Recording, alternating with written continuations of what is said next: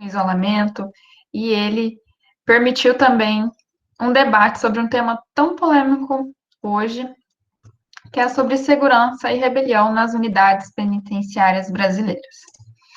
Então, antes de iniciarmos os debates, para quem é novo aluno, os novos participantes, sejam todos bem-vindos.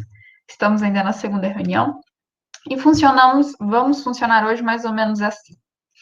Faremos algumas exposições iniciais, né, com o Thierry Moura, com o Guilherme Degraf, Lucas Dantas, Bibiana Pasqualino e Mariana Fogaça. Então, dividiremos as exposições em 5 partes. Primeiro, o Thierry fará uma introdução. Segundo momento, o Lucas, com enfoque dos litígios estruturais. No terceiro momento, o Degraf abordará um pouquinho sobre o direito e o dever à segurança. No quarto momento, a Bibiana trará as perspectivas dos funcionários, dos carcereiros, do GIR. E no quinto momento, a Mariana trará sobre segurança e rebeliões nas unidades femininas. Então, espero que possamos ter um debate produtivo, respeitoso, né, que possamos compreender essas múltiplas faces do problema da segurança e rebelião. E eu gostaria que utilizássemos as lentes dos direitos humanos para a gente debater, refletir um pouco sobre a intervenção do Estado nesse ambiente penitenciário. Sei que é um tema aí, complexo, né, polêmico, e iniciaremos então com o Thierry, o graduando da UEMP, honrando aí com seu moletom, né, graduando do terceiro ano, muito empenhado na pesquisa, que fará as honras da introdução. Fique à vontade, Thierry. Olá a todos, boa tarde. Estão me ouvindo? Sim. Bom, gente, vamos lá. Como já foi introduzido pela Aline, vamos falar hoje sobre o cárcere, sobre o sistema penitenciário brasileiro. Aparecendo a apresentação do PowerPoint para vocês? Só para me confirmar. Bom, para quem conhece o processo legal, entende que precisa haver um sistema para que as pessoas sejam punidas, né, para quem defende punitivismo e tudo mais, sabe que quando a pessoa é condenada a uma pena restritiva de liberdade, ela tem que pagar por isso que ela fez, de uma forma que o Estado aprisione essa pessoa que ela não possa sair. Essa pessoa é levada para um presídio e lá ela passa a cumprir a sua pena de 4, 5, 10, enfim, no máximo 30 ou 40 agora, conforme mudou. Bom, o problema é que acontece muitos crimes no Brasil e muitas pessoas são condenadas a esse tipo de regime. Com isso, essas pessoas elas ficam de uma forma aglomerada. Ocorre uma superlotação dentro desses presídios. Por quê? Porque vai chegando presos, e eles não têm espaço para colocar essas pessoas. Eles vão colocando na mesma cela e o que caber, o que couber, coube. E esse problema da superlotação, ele faz com que as pessoas vivam em situações desumanas. As pessoas, quando elas ficam presas, todas juntas, todas sem ter como se mexer muitas das vezes, que a cela está muito lotada. Por exemplo, uma cela para 30 pessoas, colocam 100. Essas pessoas elas têm que revezar para dormir, revezar para comer, elas não conseguem fazer suas necessidades básicas com o devido respeito, elas não têm os seus direitos humanos atendidos. A sociedade pode até falar, mas se quiser vida boa, não comete crime, não faz isso, não faz aquilo. Só que, gente, o mínimo de direitos humanos tem que ser apresentado para essas pessoas. É o básico, é o que tem que ser feito. Não importa o crime que ela cometeu lá fora. Ali dentro, o Estado tem que garantir os direitos humanos para essas pessoas. Por quê? Porque quando o Estado fica negligente diante dessa situação de superlotação, vida precária, acaba acontecendo muitos problemas lá dentro, como suicídios, problemas psicológicos. As pessoas elas acabam brigando, e aí ocorre um fator chamado rebelião. O que é rebelião? Rebelião pode ser a revolta dos presos por viver nessas situações, eles tentam fugir, eles brigam. Por que eles brigam? Por quê? Porque dentro desses presídios, além de ter esses grandes problemas, que é essa negligência do Estado, ainda acontece uma coisa chamada rixa entre facções. O que é isso? Rixa entre facções é quando há facções diversas brigando por poder, por controle de tráfico, controle de rotas, de armas, enfim. E aí eles acabam aqui pagando com a própria vida essas rixas. E isso é um grande problema que leva à rebelião. Bom, o que é essa rebelião? Essa rebelião acontece de várias formas. Pode ser tacar fogo em colchão, pode ser pegar um agente de refém, pode ser pegar um próprio preso de refém.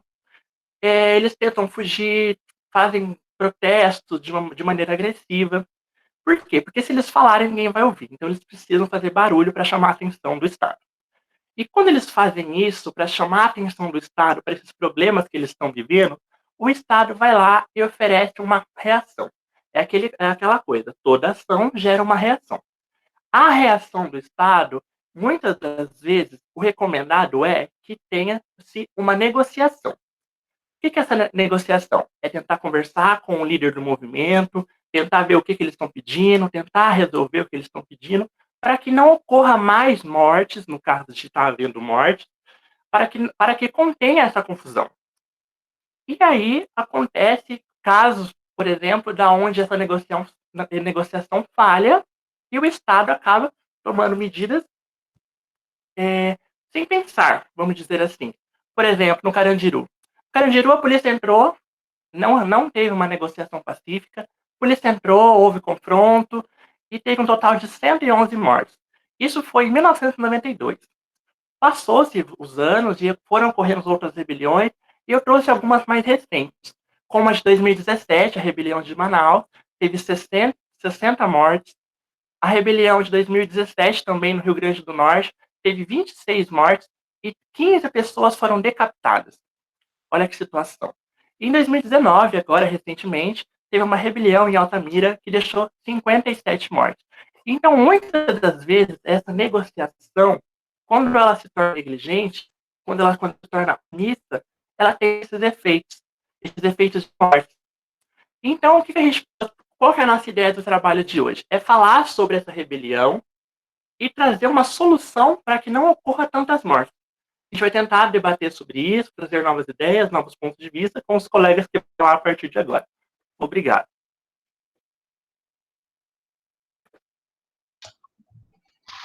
Muito bem, Thierry. Agradeço a exposição. Você surpreendeu e você trouxe as questões, né? Por que acontecem rebeliões? E então é importante a gente repensar também, será que há litígios estruturais, há problemas estruturais? Então, pensando nisso, agora a gente passa a palavra para o nosso segundo expositor, Lucas Dantas, advogado, mestre em Direito pela Univem, doutorando da UEMP, que trará essas perspectivas dos litígios estruturais relacionados à segurança e às rebeliões. Com a palavra, Lucas. Desculpa, eu errei aqui, cliquei errado, perdão, gente. Boa tarde. Bom, eu queria começar minha exposição afirmando que toda a história tem uma retórica muito parecida. Então, se conta uma história, vem uma quebra do paradigma e, citando um pouco de Nietzsche, a gente entra novamente num eterno retorno e forma-se o ciclo. Por que eu estou falando isso? Aconteceu a chacina no Carandiru, que havia uma meta-história, uma história atrás da história. O governador era um promotor aposentado que deu uma ordem direta para a invasão no Carandiru. E 10 anos depois, em 2002, implodiram o Carandiru, fizeram parte, uma praça à época, fizeram até exposição ao ar livre das portas das celas, como se aquilo não fosse simbolicamente a quebra do paradigma da questão da insegurança carcerária. E 3 anos depois disso, aconteceu aquela grande rebelião no estado de São Paulo, onde o PCC virou todas as cadeias, e aí teve toque de recolher em várias cidades, inclusive na capital. E tem aquela outra história por trás da história, que dizem que o governador negociou com o Marconi para acabar a reunião. Eu não vou discutir isso, mas sempre tem uma história por trás, e novamente, todos os anos, a gente tem rebeliões sendo noticiadas. O que isso quer dizer? Há uma falha estrutural no sistema, uma ruptura no sistema de direitos que envolve a segurança dos encarcerados e a própria segurança dos agentes públicos envolvidos diretamente na prisão. Por que eu falo isso? Não houve, desde 92 a 29 anos atrás, grandes incentivos na construção de presídios ou situações que levem ao não encarceramento em massa. Apesar de, em 2015, o Partido Socialista e Liberdade ter entrado com uma DPF no STF, a DPF 347, no qual o STF reconheceu o estado de coisas inconstitucional e orientou os juízes a incentivar penas alternativas à prisão. Nada diminuiu no tocante às condenações, inclusive condenações, por exemplo, e aí eu pego de São Paulo, tráfico privilegiado, o Tribunal de São Paulo não aplica. É muito raro o TJSP reconhecer a nível de segunda instância tráfico privilegiado. A função deste tribunal, mesmo com a cautelar do STF, que reconheceu o ECI, é encarcerar. E a população carcerária de 2006 para frente, ela dobrou, triplicou por conta da lei de drogas. Então, assim, temos um problema estrutural que envolve não só a segurança do preso dentro do encarceramento. O que é um problema estrutural? É todo o sistema de direitos que envolve essa situação, ou seja, o juiz vai condenar, a falta de política pública para o cara chegar na situação onde chegou, a falta de distribuição de renda para a família da pessoa, a falta de estrutura carcerária. E aí eu queria puxar um gancho e trazer para vocês uma questão. Tudo que envolve direito constitucional e política pública envolve uma outra retórica que não é falada, mas que está pairando na sociedade, que chama capital político. Capital político é algo importante para a gente entender para onde está indo as nossas leis. As nossas leis são feitas por pessoas eleitas por nós. E aí? E eu queria trazer uma questão para o grupo, já deixar uma pulga atrás da orelha de todo mundo. Você votaria em candidatos que constroem presídios? Defender direitos humanos é fácil, mas onde é um investimento em direitos humanos, não é defender direitos humanos. É uma retórica falsa de um discurso notado de hipocrisia. É como se a gente falasse, eu lembro de uma vez eu fui dar um curso na Unibem, quando eu fazia mestrado, e eu perguntei o que é direitos humanos. Direitos humanos, a graduanda respondeu, direitos humanos para humanos direitos. Se você não consegue apoiar a legislação sobre a melhora do encarceramento, talvez nós estamos vendo a ótica do discurso de direitos humanos de uma ótica errada, uma ótica falha. E a discussão começa a se tornar um eterno retorno. Eu não acho justo o que aconteceu no Carandiru em 92, o que aconteceu em Pedrinhas, o que aconteceu em Alcaçu. Mas eu também não voto. Se o cara propor construir presídios, eu não vou votar, não. É complicado. E aí eu só queria contar uma experiência particular minha. O como a subhumanidade está escancarada na sociedade. Na época da rebelião de Alcaçuz, eu estava em Natal, no Rio Grande do Norte. E em Natal,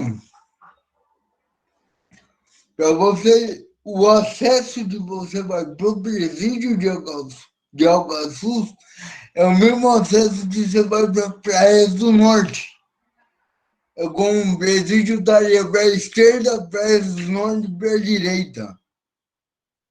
E todo mundo passava ali para a praia e ninguém se importava com as mortes que aconteciam próximo dali. Então, talvez é um pouco, quando a gente fala de litígio estrutural, não é só a retórica dos direitos humanos que a gente precisa trabalhar, mas a efetividade dessa retórica mudando a sociedade. Muito obrigado. Muito bom, Lucas. Obrigada. Você já levantou a bola, né? Para onde o nosso direito está indo, né? Qual a concepção de direitos e desse sistema, né, que a gente pensa que está em colapso. Então, nessa onda, nesse sentido, vamos ter a terceira exposição do Guilherme Degraf, que vai trazer um pouquinho os conceitos sobre direito e o dever à segurança. O Degraf, que é PRF, especialista em penal, processo penal, mestrando da UEMP. Fique à vontade. A palavra é sua. Obrigado, Aline, pelo convite de participar desse grupo. Agradeço ao professor Bernardi pela condução do trabalho, a quem eu cumprimento na figura do seu representante aqui, o professor Marco Antônio. Obrigado pela oportunidade. E dando cumprimento também, né, a todos os presentes aqui, vejo inúmeros pesquisadores e dos mais variados níveis, graduação, mestrado, doutorado, especialização.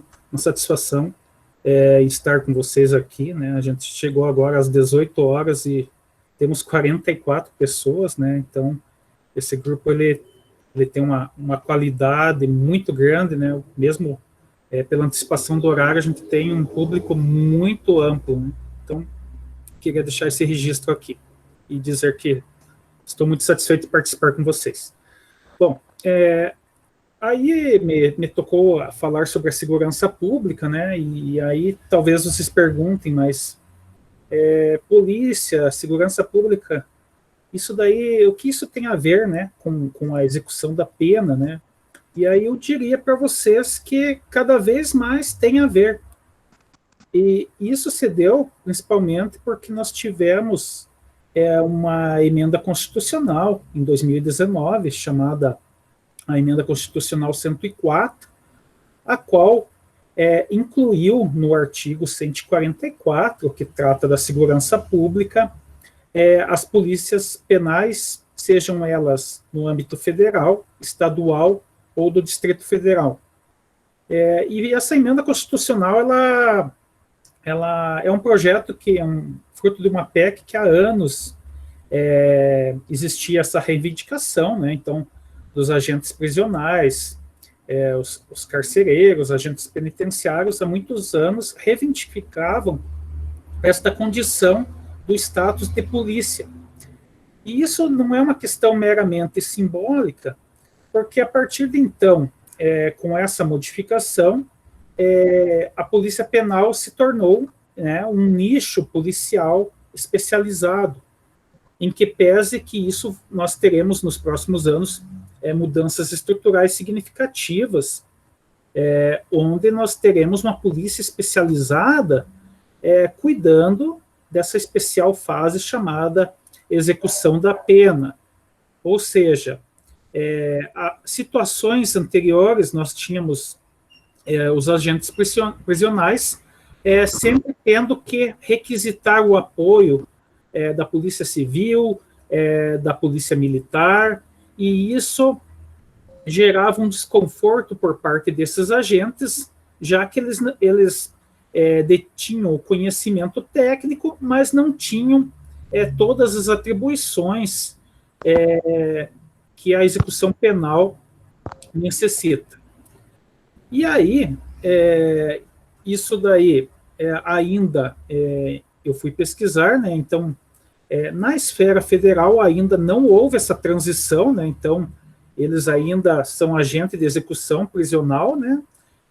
Mas a gente espera que haja uma regulamentação, né, do inciso 6 do artigo 144, e aí, de fato, todos os concursados para os cargos de agente carcerário sejam realmente reconhecidos como policiais, dispensando esse auxílio da Polícia Militar e da Polícia Civil, que, convenhamos, né, não detém o preparo técnico, né, para lidar com a questão da execução da pena. Basta a gente recordar a questão do massacre do Carandiru e outros problemas onde é preciso que nós reconheçamos que a questão carcerária, a questão das rebeliões, o próprio trato com o preso, necessita de uma polícia que tenha uma dedicação exclusiva para essa especial condição. E isso eu vejo assim, de uma forma muito positiva, e creio que teremos ganhos significativos a partir do momento que realmente esses policiais penais tenham uma estruturação e boas condições de trabalho para que a gente reduza o problema do cárcere. Evidentemente, já foram falados os problemas estruturais de superlotação, etc. Não vou entrar nesse mérito, porque a mim ficou só a questão da segurança pública. Bom, o que é importante a gente perceber? No artigo 144, nós temos no seu caput a ideia do nosso constituinte originário, onde ele vem trazer que a segurança pública, além de dever do Estado, ela é um direito e responsabilidade de todos. E as pessoas desconhecem, e muitas vezes, que elas têm um papel ativo em realizar segurança pública. Então, a gente precisa desenvolver um senso comum de que todos nós somos responsáveis pela segurança pública, e não apenas trabalhar com essa perspectiva de repressão, né? Quando dá um problema, a pessoa lembra de acionar a polícia, mas a gente precisa construir aquilo que se estuda hoje, que é chamado a cultura da paz, né? Então, precisamos caminhar mais nesse sentido. Além disso, eu queria dizer para vocês que, evidentemente, a colega vai falar na sequência a respeito, né, detalhadamente do grupo especial, né, que trabalha a questão prisional, mas eu queria trazer para vocês que nós temos um seguinte problema. Muito tempo já, a Secretaria Nacional de Segurança Pública, que ela é uma secretaria ligada ao Ministério da Justiça e Segurança Pública, em governos anteriores de esquerda, conseguiu se padronizar em todas as academias de polícia do país, na sua matriz curricular, a disciplina de direitos humanos.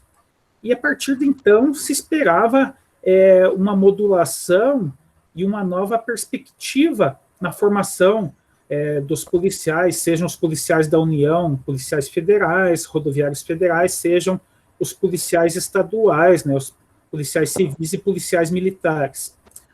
Ocorre que há um problema muito sério, que os direitos humanos, eles são até ensinados nas academias. O problema é que, muitas vezes, a própria corporação não dá o devido espaço para desenvolver a construção dessas ideias, né? Então, assim, vocês percebam que num ambiente de violência, onde o policial se vê numa questão de confronto, é bem visível que no primeiro confronto, em que ele tem que utilizar um uso da força com uma maior energia, talvez nesse momento haja um choque, né, entre a teoria e a realidade. Então é importante que haja, né, permanentemente a reciclagem dos policiais, que eles tenham cursos de atualização, até porque os policiais mais antigos, que ingressaram na década de 90, né, ainda vindo de um ranço muito forte da ditadura militar, eles totalmente não acreditam nessa questão dos direitos humanos como uma ferramenta de trabalho, né? Então, na verdade, esse pensamento que o nosso doutor Lucas traz, de direitos humanos para humanos direitos, né? Isso é um jargão, ele é muito conhecido em toda a sociedade, assim como no meio da atividade policial. E assim, eu gostaria só de encerrar, né, provocar a reflexão de que nós precisamos modificar o pensamento, né? Então, todos nós, em certa forma, somos, né, culpados, né, de ver o que nós estamos vendo hoje no país, né? A nossa capacidade de indignação e o protesto me parece uma coisa muito silenciosa, né? A gente fala que queremos vacinas já, mas me parece que a nossa voz, ela nunca foi assim tão mal escutada, né? Parece que nós vivemos num tempo em que todo mundo escreve protestos nas redes sociais, mas que esses protestos não ecoam nas autoridades, né, e não se convertem nas políticas públicas que nós precisamos, né? E aí, até para complementar, já que estou falando de segurança pública, saiu o anúncio, né, que na ordem estabelecida de imunização, né, os presidiários, eles vão ser imunizados antes dos policiais. E aí vocês já imaginam toda a repercussão que ocorre, né? Então, as pessoas vêm com aquela ideia do senso comum, que, né, a velha ideia de que bandido bom é bandido morto e que as pessoas, né, ditas de bem deveriam ser vacinadas antes, mas desconhecem, né, a realidade do cárcere, né, onde eles não têm como realizar um distanciamento social, né? Se há algum lugar onde a aglomeração e a transmissão da vacinação ocorre, esse lugar é nos presídios. Por isso que existe, né, baseado na ciência, essa necessidade desses grupos serem vacinados anteriormente. Era isso, agora vou devolver a palavra para a Aline e depois a gente vai para os debates, e obrigado mais uma vez pela oportunidade. Obrigada, Degraf. Eu acho que você trouxe uma perspectiva acho que provavelmente ocorrerão mudanças, né? Vamos ver essa questão da polícia, enfim. Mas importante também a gente saber como é que funciona hoje, né? Tem alguma polícia especializada? Como é que funciona essa atuação? E será que a gente pode ver, né, para quem lê um pouquinho do texto base, a gente reflete, será que essas vidas, né, dos encarcerados podem ser tratadas como vidas nuas, desprovidas de dignidade, né? Esses policiais podem intervir de qualquer forma? Como é que é? Então, pensando um pouco nisso, a Bibiana vai trazer a perspectiva dos funcionários, vai trazer um pouquinho sobre o GIR. E a Bibiana também é advogada criminalista, especialista em processo penal, direito penal, coordenadora da Comissão de Criminologia da OAB de Ourinhos. Então, com você, Bibiana, fique à vontade. Obrigada, Aline. Todos me ouvem bem? Beleza. Então, gente, como a Aline comentou, eu vou falar para vocês como funciona o grupo de intervenção rápida, conhecido como GIR, aqui no estado de São Paulo. Tá? Porque a gente ouve muito falar que tem invasão, né, quando tem rebelião, a atuação desse grupo, mas como esse grupo é estruturado e como ele de fato funciona, pelo menos no normativo. O GIR em São Paulo atua desde 2004, então há 15 anos. E o objetivo do GIR é controlar as revoltas nos presídios paulistas, bem como dar suporte aos agentes de segurança penitenciária. São chamados de ASPs. Vai ter um outro grupo também que eu vou comentar aqui, que atuam dentro das unidades. Os ASPs são os guardas, os carcereiros propriamente ditos. E os AEDPs são os agentes de escolta e vigilância penitenciária. Eles geralmente ficam nas muralhas, já andam armados, e os carcereiros não, eles não possuem armas. A composição do GIR pode ser feita por homens ou mulheres, tanto ASPs quanto AEDPs, tanto os carcereiros quanto aqueles que ficam nas muralhas e fazem transportes de presos, de unidade por unidade. No estado de São Paulo, nós temos 10 unidades do GIR distribuído pelas coordenadorias da SAP, e essas 10 unidades atuam em 175 unidades prisionais do estado. A capacitação do GIR é feita no GIR 4, que é tipo um QG deles, para eles fazerem o treinamento. Essa base possui infraestrutura de treinamento, com estandes de tiro, em ambiente fechado, é considerado o maior estande de tiro da América Latina. Pistas de obstáculos com equipamentos, treinamento de canil, academia de musculação, salas de aula, armaria, quadra esportiva, vestiário feminino e masculino e alojamento para os que precisam. A experiência do GIR é bem sucedida quando ele é requisitado e tem entrada na unidade. Porém, como é feita essa abordagem de fato? Existem 2 tipos de abordagem feitas pelo GIR: abordagens de rotina e abordagens emergenciais. Nas abordagens de rotina, quando o diretor da penitenciária sente um pouco de receio, tem um pouco de medo de virar, está acontecendo alguma coisa ali, não são os guardas, os carcereiros que fazem as abordagens. Eles chamam o GIR e pedem para o GIR fazer. Alguns procedimentos, não sei se vocês têm conhecimento, de bate-chão, que entra na cela, vê se tem alguma coisa, se tem álcool, faca, algum objeto ilícito ali dentro. E chamadas emergenciais, que são os casos de rebelião, que aí eles já entram precisando da ordem e disciplina. A estratégia do GIR é sempre da seguinte forma: eles vão entrando gradativamente, e conforme eles vão entrando, eles vão alocando em lugares estratégicos alguns de seus integrantes. Eles até comentam que lugar do GIR é onde o GIR não sai, porque eles fazem o pago por eles. Eles sempre deixam alguém sentinela para não ter perigo da cadeia virar de novo. Eles não usam armamento letal, mas eles usam balas de efeito moral, spray de pimenta e o canil.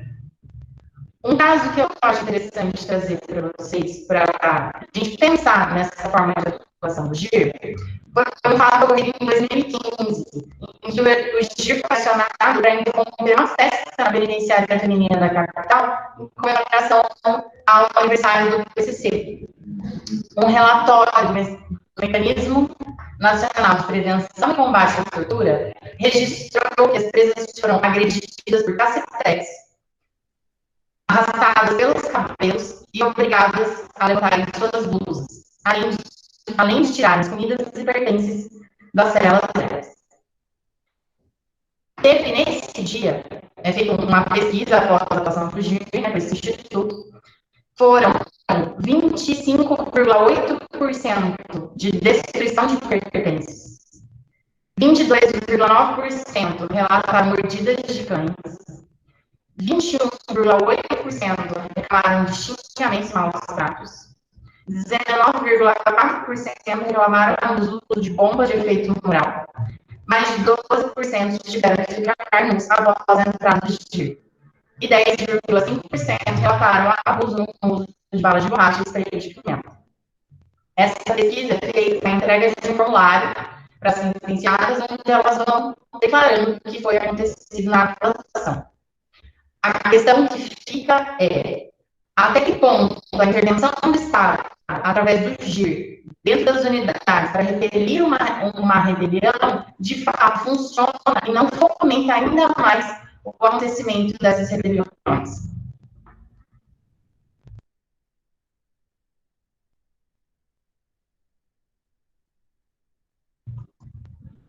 Pronto, Aline.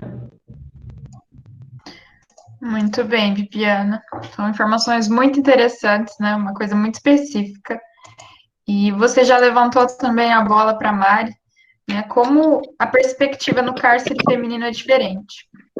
E agora a Mariana Fogaça, que é mestranda da UEMP, pós-graduada em processo penal e bolsista CAPES, trará então algumas outras perspectivas sobre a segurança e a rebelião nos cárceres femininos. A gente vai perceber aí coisas diferentes. Com você, Mari. Olá, vocês estão me ouvindo bem? Sim? Sim. Que bom. Primeiro agradeço a Aline a oportunidade, o convite. Eu nunca tinha participado desse grupo, mas é um assunto que eu estudo, então é sempre muito, muito bom falar sobre isso. Na verdade, eu estudo especificamente o sistema carcerário feminino, por isso a minha vontade de trazer um pouquinho isso em apartado. Um objetivo da minha fala, então, é traçar um paralelo entre o que já foi falado, né, entre o tema segurança e rebeliões nas unidades prisionais brasileiras e o sistema carcerário feminino. E por que que eu acho importante trazer esse assunto de maneira separada?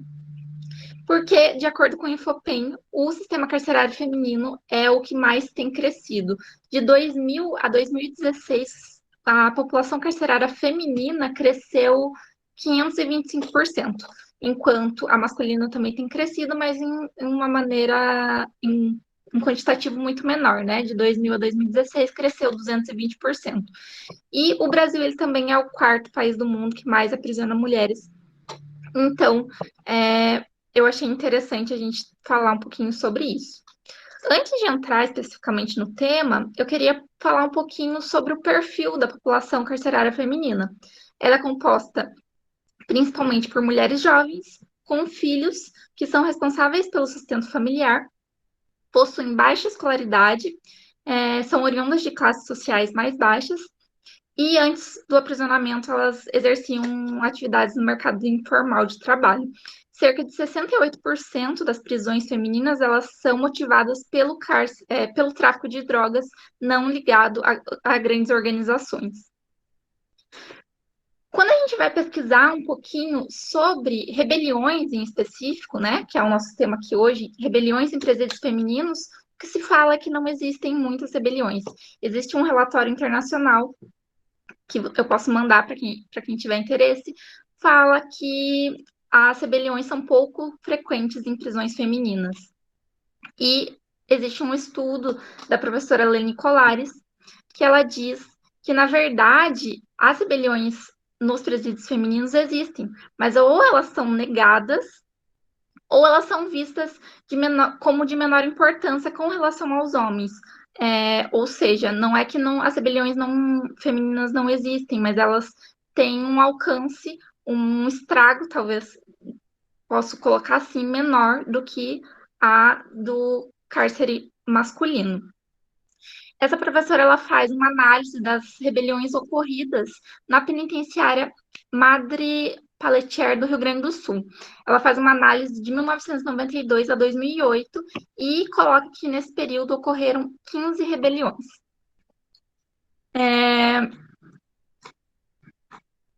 Esse estudo ele demonstra, então, que as rebeliões e outros eventos de natureza contestatória por parte das presas, elas não são fenômenos exclusivos da prisão masculina.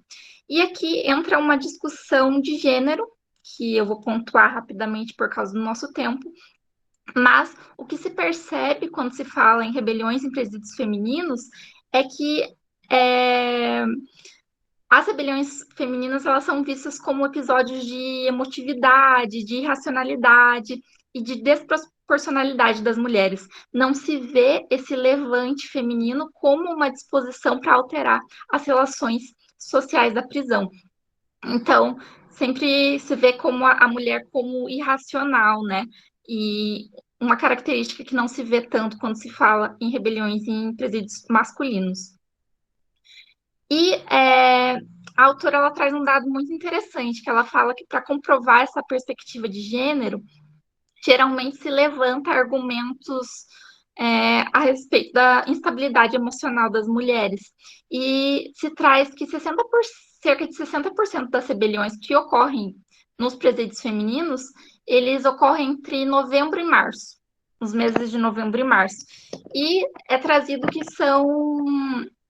isso ocorre porque é o período de férias escolares dos filhos, o que demonstra as festas de final de ano, né, Natal e tudo mais, o que demonstra esse apego da mulher à família, a essa coisa mais sentimental, digamos assim. No entanto, a autora ela coloca que, na verdade, essa realidade também é similar, também ocorre nos presídios masculinos, que também as rebeliões que ocorrem no sistema carcerário masculino também ocorrem nesse período. Então, não pode-se dizer que isso é um fenômeno exclusivo das mulheres. E ela traz também que esse é um período muito quente, né? Então, como já foi pontuado, o sistema carcerário superlotado, então o calor ele torna mais difícil a convivência entre os presos, em celas apertadas, superlotadas, sem ventilação.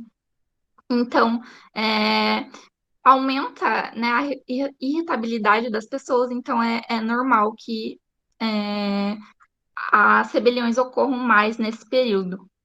Então, na verdade, o que eu queria trazer para vocês aqui, pontuar para talvez a gente discutir depois. A principal coisa que eu queria dizer é que a crise nas prisões ela também afeta as mulheres. As prisões femininas também estão superlotadas e também existem problemas que a gente precisa discutir. É isso. Muito bem, Mari. Parabéns a todos os expositores. Agora acho que a gente pode começar os debates, Turati. Não sei se alguém, né, quer falar um pouquinho, quem se sente à vontade para compartilhar. Não sei se você quer falar alguma coisa, Turati. Bom, quero agradecer só o grupo, a Aline, o Guilherme, o Lucas, o Thierry, a Bibiana, a Mariana, todo mundo. Vocês apresentaram um tema, né? Um tema, como a Aline comentou, um tema polêmico, né? Um tema cheio de nuances, mas um tema muito urgente também, um tema muito necessário para que a gente possa discutir sobre ele, né? Então, quando o tema, os dois pontos que o Lucas e o Guilherme levantaram, eles vão muito de encontro com o que eu estudo, o que eu estou estudando para o doutorado agora, né? Eu não sou da área penal, eu não sou dessa área mais assim, mas sobre essa questão dos direitos humanos, da gente entender os direitos humanos. E quando o Lucas fala sobre o discurso dos direitos humanos, sobre a retórica dos direitos humanos, Eu acho até que a gente já teve essa conversa pessoalmente, quando a gente podia ter conversas pessoalmente, né? Mas, assim, a gente já teve essa conversa pessoalmente, e o quão é importante entender os direitos humanos a partir de uma visão do discurso. Então, quando a gente entende o momento que ele é falado, o local que ele é falado e como ele é falado, a gente começa a entender e começa a conseguir entender as ramificações que ele pode dar. E aí eu acho que foi muito que o Thierry trouxe, que a Bibiana trouxe, que a Mariana trouxe, problematizando muito bem também com essa questão da pesquisa dela e muito sobre a questão de gênero também, que eu acho que várias pessoas aqui pesquisam. Então, foi uma apresentação muito rica, eu fiz muitas anotações, eu faço anotação sempre.